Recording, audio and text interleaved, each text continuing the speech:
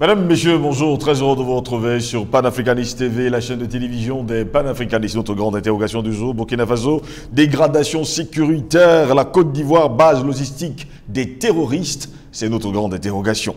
Eh bien, mesdames, messieurs, le blocage par les manifestants en colère d'un convoi militaire français qui faisait route vers Gao au Mali via le Burkina Faso, le Niger, a placé les dirigeants de ces pays du Sahel devant un dilemme. Ils se trouvent aujourd'hui tiraillés entre leur soutien à la France, dont ils sont les valets, et font croire qu'ils ont besoin sur le plan militaire et font face aujourd'hui à la montée de la grogne populaire. Explication d'un contexte de tension avec notre invité sur les questions de sécurité au Sahel. Au-delà de toutes ces confrontations, on note la montée de l'insécurité au Burkina Faso qui, pour certains experts, est alimentée à partir de la Côte d'Ivoire. Une question cependant, la Côte d'Ivoire est-elle devenue la base arrière du terrorisme au Sahel? Tout porte à croire que ce pays de l'Afrique de l'Ouest est celui qui incendie les pays du Sahel pour donner l'onction à la France de venir jouer les sapeurs-pompiers. Quand on sait que c'est cette même France qui est le pompier pyromane.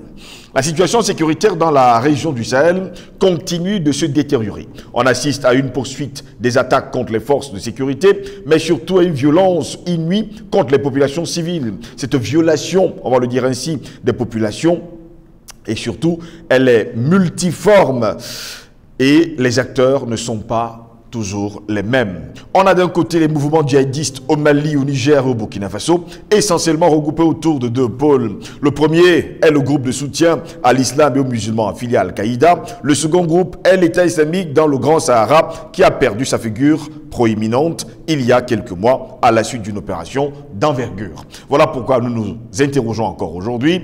Burkina Faso, dégradation sécuritaire, la Côte d'Ivoire, base logistique des terroristes. Pour répondre à nos questions, nous sommes avec le docteur Yambin Timba. Docteur Yambin Timba, bonjour, bienvenue à vous. Bonjour, monsieur Ngos. Très heureux de vous avoir sur notre plateau encore aujourd'hui. Je commencerai justement par cette dernière information. On a toujours eu des problèmes comme ça du côté du Burkina Faso, même si nous savons pertinemment que les autorités, et sans oublier les militaires là-bas, se sont battus corps et âme. On ne nous a pas encore donné, on va le dire, le bilan, mais jusque-là, les autorités burkinabées sont sorties quand même vainqueurs. Vainqueur, je ne sais pas, mais disons que il est quand même, pour nous les Africains, oui. C'est très douloureux ce qui se produit au Burkina Faso avec des morts à répétition. Ça rappelle le Mali dans les années 2019-2020, oui. Peut-être jusqu'à 2021, où systématiquement, chaque jour, on avait un bilan macabre, il y avait un attentat, bref, il y avait un problème et on se retrouvait avec une terreur généralisée qui créait de l'émoi et de l'effroi dans la population. Je pense qu'il est important que le gouvernement en place aujourd'hui prenne la pleine mesure et surtout prenne une position claire et ferme. Parce que tant que cette position ne sera pas claire et ferme, ce gouvernement sera toujours sous pression. En fait, c'est du harcèlement. Ce gouvernement subit un harcèlement parce qu'on a beaucoup de mal à comprendre cette espèce de montée en puissance de l'insécurité. Alors qu'il n'y a pas longtemps, justement, le président de la transition s'était déplacé pour aller chercher de l'aide, mais on s'était posé la question de savoir s'il avait pris le bon chemin. Cette montée en puissance de l'insécurité indique que les filières de ravitaillement et les filières de renseignement de ceux qui commettent ces actes-là se sont améliorés ou alors ont trouvé la possibilité de se fluidifier et d'approvisionner plus facilement les djihadistes sur le terrain. Oui. Je pense que c'est quand même quelque chose de terrifiant que d'avoir des dizaines de morts à chaque fois. Beaucoup parlent de centaines de morts et estiment que les informations officielles ne sont pas tout à fait justes, qu'elles sont manipulées. Et je pense que le gouvernement du Burkina Faso risque de se retrouver dans une situation très difficile et peut-être manquer le soutien de la population, contrairement au Mali où la population soutient justement son gouvernement. je veux poser quand même cette question. Jusqu'à preuve de contraire, aujourd'hui, du côté du Burkina Faso, ce sont les populations qui trinquent face à l'insécurité.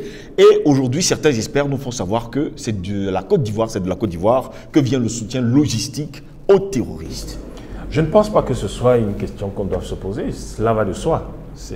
On a bien vu que la France utilise la Côte d'Ivoire comme sa base arrière. Disons que base arrière par rapport au Burkina, mais sa centrale logistique se trouve en Côte d'Ivoire. Oui. Que ce soit lorsque Barkhane quitte le Mali, vous voyez qu'il quitte le Mali pour aller au Niger, mais en fait, les moyens logistiques viennent de Côte d'Ivoire. Exactement. Et vous vous souvenez que quand la CEDEAO a décrété son embargo sur le Mali, les premiers à en souffrir, c'était les Français et c'était les convois qui venaient de Côte d'Ivoire.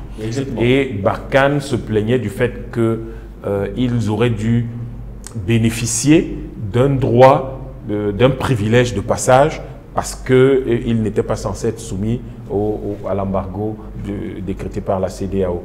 Mais ce n'était pas sérieux. Le Mali a bien répondu en disant non. Donc on comprend très bien que tout cela vient de la Côte d'Ivoire. Et je crois que ça va de soi. Il n'y a qu'à prendre une carte. Et quand vous regardez la carte, quand vous regardez la disposition des bases militaires françaises, vous comprenez que tout ne peut venir que de là. Il n'y a qu'à partir des ports ivoiriens que la Côte d'Ivoire peut faire entrer du matériel militaire lourd ou léger. Oui. Et quand vous regardez aujourd'hui les zones d'exclusion aérienne, vous voyez que la France sera obligée de passer par la Côte d'Ivoire pour aller vers ses bases du Mali, en tout cas par les pays du Sud. Donc, ils ne peuvent pas venir de la Méditerranée parce que c'est fermé au niveau de l'Algérie et le Mali s'est fermé également, donc ce serait trop lourd, trop long et trop cher que de venir de là. Donc, dans tous les cas, elle-même, la France, elle ne se cache pas. Elle sait que le commandement intégré de l'Afrique de l'Ouest, ça se trouve justement en Côte d'Ivoire. Voilà. Donc, ça va de soi que c'est de là que ça se trouve. En fait, le problème de fond, ce ne serait pas celui-là. Le problème de fond est de savoir comment est-ce que les pays d'Afrique de l'Ouest, qui sont membres de l'Union africaine et qui sont membres de la CEDEAO, etc., et qui déclarent tous le principe sacro-saint de l'intangibilité des frontières qui est garanti par le fait qu'aucun État ne doit servir de base arrière à la déstabilisation de l'autre. Comment peuvent-ils justifier que des armes ou des convois militaires transitent d'un pays à un autre pour aller agresser l'un quelconque de leur environnement? Nous sommes là dans une situation de contradiction terrible qui font que le chaos qu'on veut instaurer en Afrique risque effectivement de se produire. Parce qu'aujourd'hui, évidemment que la France officiellement, elle ne dira jamais qu'elle ne peut pas dire qu'elle finance ou approvisionne les terroristes. Oui. On sait au moins une chose qui est factuelle, c'est que c'est parce qu'elle a cassé la Libye que les armes ont déferlé en abondance dans le Sahel. Et aujourd'hui, les armes qui tuent dans le Sahel, pour la plupart, sont des armes de ces arsenaux. Comment ces armes y parviennent-elles? Parce que les armes, ce n'est pas du pain. Et même du pain, quand il arrive quelque part, il y a quand même un tracé logistique que tout cela doit suivre. Donc, comment ces armes arrivent-elles là-bas? Et lorsque vous avez quand même, je pense qu'il y a un problème avec M. Ouattara, parce qu'il peut toujours raconter à tout le monde comment il est ivoirien, mais lorsque vous avez quand même, vous êtes de haute volta comme lui, donc au Burkina Faso, il y a quand même une sorte de difficulté à imaginer qu'il soit impliqué dans la déstabilisation du Burkina Faso et dans tous ces actes terroristes qui déciment la population burkinabé. Donc, est-ce qu'il n'a plus de grands-parents là-bas, il n'a plus de cousins là-bas, il n'a plus de famille là-bas, et au point que aujourd'hui le monde entier se met à soupçonner que la Côte d'Ivoire est un soutien fort, actif, opérationnel, stratégique et quotidien des actions terroristes au Burkina Faso. Pourtant, la Côte d'Ivoire et le Burkina Faso, c'est deux pays frères et surtout frontaliers. Ils partagent une très longue frontière. Mais au-delà du partage d'une longue frontière, c'est les mêmes familles qui vivent d'un côté comme de l'autre. C'est les mêmes clans, c'est les mêmes familles. Et donc, en réalité, ces gens ont plus en commun qu'il ne pourrait y avoir qui les séparerait. Donc, on aurait pu imaginer que si le Burkina Faso se trouve dans une situation difficile, l'un des premiers soutiens forts, ce serait la Côte d'Ivoire. Malheureusement, l'histoire des 40 dernières années nous a montré que la plupart du temps, le Burkina Faso est déstabilisé à partir de la Côte d'Ivoire. Que ce soit par des Ivoiriens qui étaient acquis à la cause française ou par des Burkinabés devenus Ivoiriens qui sont acquis à la cause française. Donc il y a là quand même quelque chose qui interpelle et qui amène à se dire il faut faire quelque chose pour que ça cesse en Afrique. Nous ne pouvons plus continuer à avoir des gens qui meurent, une jeunesse qui aurait pu, peut-être que ce sont de grands inventeurs, de grands savants, de grands scientifiques, des dirigeants, des leaders magnifiques demain qui sont tués et laissant dans le continent dans l'incapacité de se construire. Je pense qu'en fait, la question que vous me posez, ça va de soi. C'est-à-dire que l'armée française se déploie au Burkina Faso ou dans le Sahel à partir de la Côte d'Ivoire. Oui. La question, Sibili, nous disons la question sous-jacente, c'est est-ce que c'est à travers tout cela que circulent les armes qui atterrissent entre les mains des terroristes? Est-ce que le renseignement qui arrive aux terroristes, qui est quand même assez curieux parce que ces gens ont des tirs précis, comment font-ils? Mais comment des bandes de quelques centaines de personnes, de quelques centaines de personnes peuvent avoir des renseignements aussi pointus, alors devant des armées qui ont des milliers d'individus? Et puis autre chose, mais quand chaque fois qu'on arrête ces terroristes, vous les regardez, ils sont d'une inculture qui est quand même inquiétante. Mais comment ces gens arrivent-ils à être capables de faire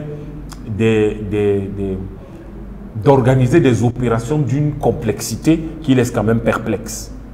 Ça n'a pas de sens. Il doit y avoir un soutien logistique, stratégique qu'il faut quand même interroger. Comment est-ce que la Côte d'Ivoire peut jouer un si mauvais rôle depuis plusieurs décennies? Aujourd'hui, on prend par exemple le cas de l'OCRS. C'est de la Côte d'Ivoire qu'est venue justement cette histoire. Oui, c'est vrai que il faut comprendre que l'OCRS, pour la gouverne de nos téléspectateurs, c'était un projet français qui visait à faire de la zone du Sahel et du Sahara occidental, donc sur une superficie de 8,5 millions de kilomètres carrés, un département français. Exactement. Alors, ce projet a capoté à cause du Mali. Peut-on vraiment dire que le projet a capoté, puisqu'on a l'impression qu'on est toujours dans la même lancée? Non, il a capoté, puisque nous n'avons pas d'OCRS. Là, on parle des années 50, donc 50-60. Donc là, on n'a pas d'OCRS qui soit formellement en activité. Le Modibo Keïta n'avait pas du tout accepté le projet, il trouvait que c'était quand même curieux. Et naturellement, en 63, il a eu les premières rébellions Touareg, et au sein desquels on trouvait en grande partie des Français de la compagnie des méhéristes qui avaient été fondée dans les années 30. Donc en fait, on se demande si les Touaregs étaient européens, étaient français, ou si les Français Marocains ou algériens, on ne sait pas. Bref, c'était des soldats français de la compagnie des méhéristes fondés par un capitaine de l'armée française à l'époque. Donc c'est pour dire que non, la Côte d'Ivoire est considérée par les Ivoiriens, par les Français, comme leur point d'ancrage en Afrique de l'Ouest. Si vous observez la façon dont ils se sont installés, ils se sont arrangés pour que la BCEAO soit là-bas, en fait l'essentiel. La BCEAO, je crois que c'est au Sénégal ça, le siège de la BCEAO. Bref, ils se sont arrangés pour que leurs bases militaires les plus importantes d'Afrique de l'Ouest soient installées en Côte d'Ivoire. Ils se sont arrangés pendant très longtemps jusqu'à ce que Gueye et Gbagbo viennent commencer à perturber leur jeu pour que tous ceux qui dirigent la Côte d'Ivoire leur soient totalement inféodés. Or, la Côte d'Ivoire représentait le poumon, disons, le point qui siphonnait toute la valeur ajoutée de l'Afrique occidentale parce qu'il prenait les cadres un peu partout d'ailleurs et tout passait par le port en dehors de ce qui pouvait transiter par Dakar ou la Mauritanie. Mais l'essentiel passait par Abidjan, qui a été construit et qui s'est développé en fait sur ce système qui faisait affluer toutes les marchandises vers la Côte d'Ivoire pour être envoyées en France ou qui faisait venir toutes les marchandises, qui les faisait entrer par la Côte d'Ivoire pour être envoyées au Mali, au Burkina, au Niger, etc. Donc, nous avons, la Côte d'Ivoire a une position très particulière dans le dispositif de la France. Et ne l'oubliez pas, les deux pays sur lesquels la France s'est appuyée en Afrique de l'Ouest pour affirmer sa présence et la consolider, c'est le Sénégal et la Côte d'Ivoire, leur premier président ayant été soit député ou ministre même de la 4e République française. Oui. Donc c'est des liens de subordination qui existent depuis très longtemps et qui perdurent aujourd'hui après l'intermède de Gbagbo. Et donc, il est évident que hier, pour déstabiliser Gbagbo, le Burkina Faso a servi de base arrière. Guillaume Soro dit lui-même que c'est là-bas ils avaient établi leur camp et ils étaient approvisionnés en armes et en argent et qu'ils étaient formés. Et aujourd'hui, ça se fait dans l'inverse. Donc, on comprend très bien on voit donc très bien que ce qui s'est fait hier pour que Soro et Ouattara arrivent au pouvoir se fait aujourd'hui pour déstabiliser le Burkina Faso. Mais à la limite, quel est l'objectif? Le gouvernement actuel ne semble pas particulièrement hostile aux Français. Quel est donc l'objectif? Pourquoi ce terrorisme? En réalité, il est clair que s'il y a des minéraux au Mali et qu'il y en a juste à côté au Niger, il n'en manque pas au Burkina Faso. Donc, pour que la même mise soit, pour qu'il y ait toujours cette même mise sur le Burkina Faso, en fait, on a besoin de chaos. Oui. Le temps où le Burkina Faso était dans une situation d'ordre et contrôlé sous une main de fer par Blaise Compaoré est dépassé. Or, à l'époque, l'appel ou le besoin de minerais ou de contrôle stratégique était acquis.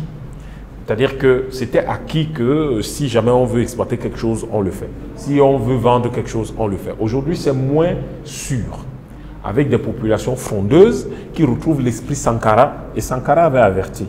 Vous tuez Sankara, aujourd'hui, on aurait des milliers demain. Donc l'esprit frondeur et puis l'attitude revendicatrice de ce qui rappelle Thomas Sankara. Et donc nécessairement l'impression que l'on a, c'est soit il faut installer un chaos total dans ce pays pour qu'il ne se développe pas et surtout pour que le gouvernement soit obligé de faire appel à la France. Oui. Parce que le Mali a été obligé d'appeler la France en 2012, on va l'oublier. Soit alors, en fait, c'est une stratégie pour voir quel est l'homme de paille qu'on va mettre au pouvoir. Non. Ou alors c'est les deux. Oui. C'est-à-dire que le chaos permet de sélectionner subtilement qui on va mettre au pouvoir. Donc, et tout cela, on ne peut y accéder qu'en ayant des bases arrières qui assurent l'approvisionnement en tout. La seule base arrière, le seul pays à partir duquel remonte un certain nombre de flux de marchandises et qui sont contrôlés ou pas contrôlés, c'est la Côte d'Ivoire pour l'essentiel. Donc on a quand même aujourd'hui une disposition de toute cette région du Sahel qui nous permet de dire sans craindre quoi que ce soit que le Burkina Faso risque de se retrouver sous la foudre vengeresse de la France qui vient d'être chassée du Mali. Et on se souvient que le ministre malien de la Défense, des Affaires étrangères, rappelait il y a quelques jours à l'ONU ne même pas vouloir que Barkhane soit impliqué dans les opérations de la MINUSMA et a refusé l'envoi de 1000 casques bleus allemands. Parce que de toute façon, ils ont dit tout ce qui a été dans Takuba et tout ce qui a été dans Barkhane, pas question de les avoir de nouveau au Mali. Pourtant, les populations burkinabées, elles également, sont frondeuses. Elles ne veulent plus entendre parler de la France. La difficulté, c'est qu'il n'y a pas encore, comme au Mali, une connexion avec le pouvoir. Oui. Lorsque pourra s'établir, je ne sais pas si le pouvoir actuel peut y arriver ou peut encore y arriver, mais s'il y avait cette même connexion entre un pouvoir qui est reconnu, légitimé, accepté, soutenu, protégé par le peuple, et donc un peuple qui lui-même sait de plus en plus, il est bien chauffé à blanc et il sait où il va et aujourd'hui est motivé à vivre de façon indépendante et a des objectifs clairs qui sont aujourd'hui bien connus avec une feuille de route qui a été donnée au gouvernement, à l'État au cours des assises nationales sur les 3 à 5 prochaines années.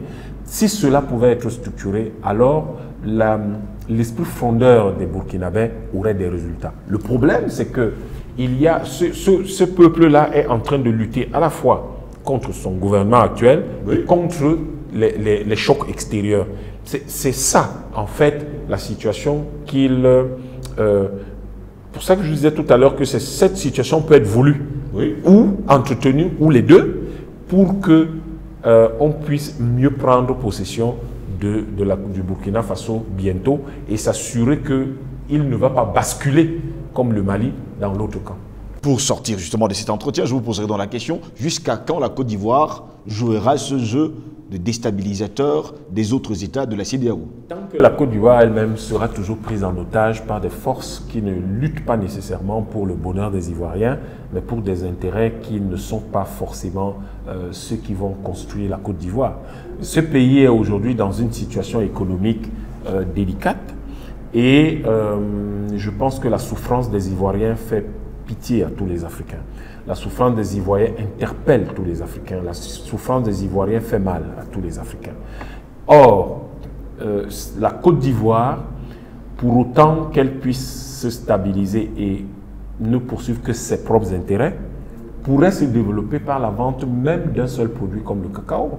Avec 1 million de tonnes vendues à peine à 2000 francs maximum, qui font à la Côte d'Ivoire avoir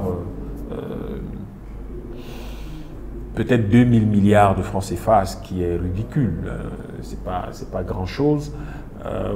En réalité,